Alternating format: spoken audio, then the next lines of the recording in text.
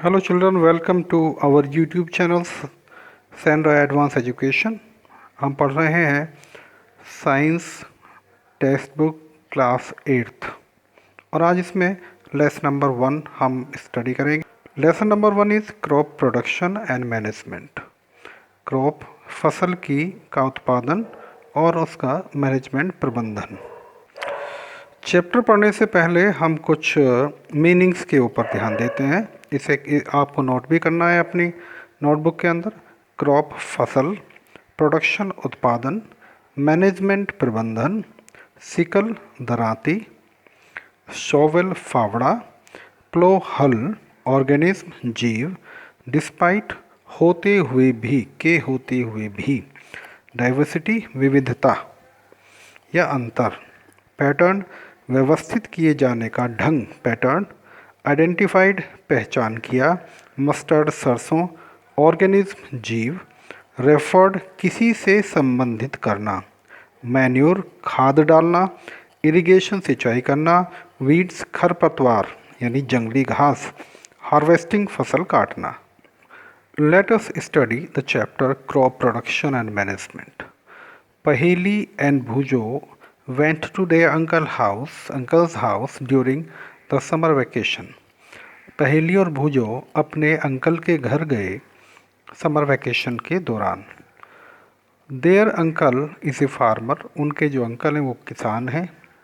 One day they सा सम tools like khurpi, sickle, shovel, plough etcetera in their field. उन्होंने उनके खेत में क्या क्या देखा? कुछ टूल्स देखे जैसे खुरपी, ये तमाम चीज़ें।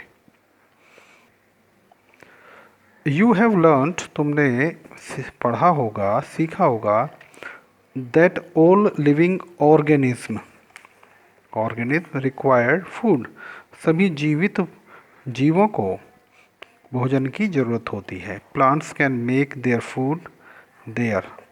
फूड देमसेल्फ, और पौधे अपना भोजन अपने आप बना सकते हैं। Can you recall how green plants synthesise their own food, क्या आप रिकॉल कर सकते हो कि वो कैसे बनाते, सिंथेसाइज माने बनाना, अपना खुद का खाना। Animals including humans can not make their own food, और जानवर मनुष्यों के साथ भी यानी मनुष्यों को लगा करके भी वो अपना खाना अपने आप नहीं बना सकते। So where do animals get their food, अब एनिमल्स कहाँ से अपना भोजन प्राप्त करते हैं? बट फर्स्ट ऑफ ऑल, लेकिन इन सबसे पहले, why do we have to eat food, हम खाना क्यों खाते हैं इसके बारे में जानना होगा। यू ऑलरेडी नो, तुम पहले से ही जानते हो, that energy from the food is utilised by organism for carrying out their various body functions. आपको पहले ही पता है कि और एनर्जी जो खाने से आती है वो यूटिलाइज़ की जाती है, प्रयोग की जाती है प्रत्येक जीवधारी से अपने जो बॉडी पार्ट फंक्शंस हैं उनको चलाने के लिए, उनके फंक्शन को चलाने के लिए, जैसे कि डाइजेशन, रेस्पिरेशन एंड एक्सक्रेशन।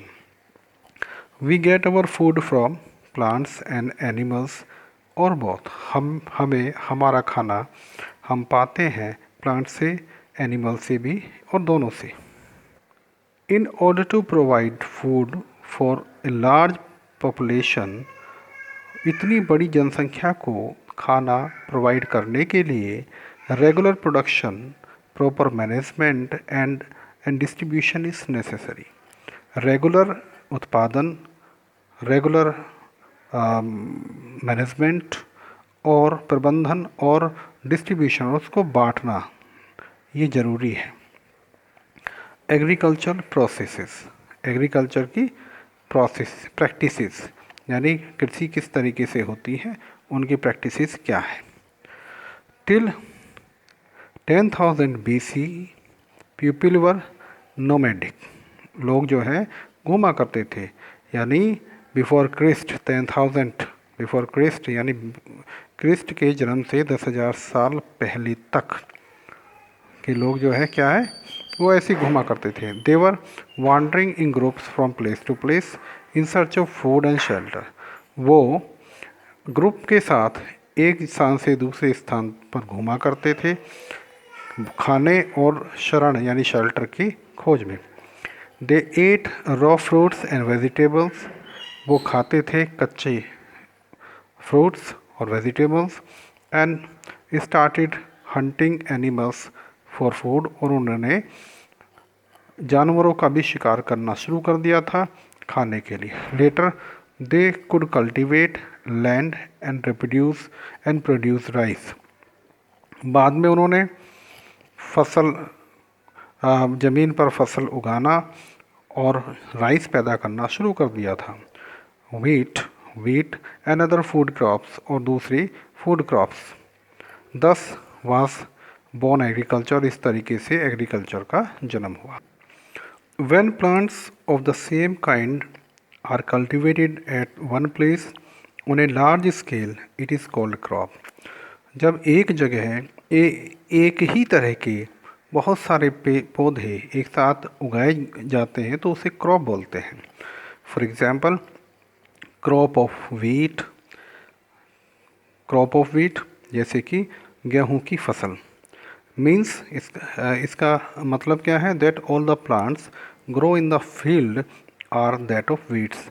कि किसी खेत में जो प्लांट हैं वो सब किसके हैं? वीट के ही होते हैं, गेहूं के होते हैं। यू ऑलरेडी नो, तुम्हें पहले ही जानकारी है, that crops are of different types. Crops कई तरह की होती हैं, like cereals, vegetables, cereals, vegetables and fruits. These can be classified on the basis of the season in which they grow. इन्हें क्लासीफाई किया जा सकता है किस बेस पर? सीज़न के बेस पर, कि किस मौसम में कौन सी फसल उग रही है। India is a vast country. India बहुत बड़ा देश है। The climatic condition like temperature, humidity and rainfall vary from one region to another. और क्योंकि ये देश बहुत बड़ा है इसलिए क्लाइमेटिक कंडीशन जो है, जैसे कि टेम्परेचर है, ह्यूमिडिटी है, वो एक जगह से दूसरी जगह अलग अलग होती है। Accordingly there is a rich variety of crops grown in different parts of our country. यही कारण है कि हमारे देश में बहुत तरह की फसलें अलग अलग क्षेत्रों में उगाई जाती हैं। Despite the diversity, the two broad cropping patterns can be identified। और विविधता के चलते हुए हम दो प्रकार की जो क्रॉप है उन्हें आइडेंटिफाई करते हैं।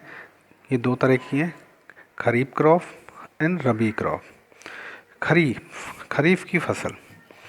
The crop which are sown in the rainy season are called kharif fasal. वो फसल जो कि रेनी सीजन में बरसात के समय में बोई जाती है उसे खरीफ की फसल कहते हैं। The rainy season in India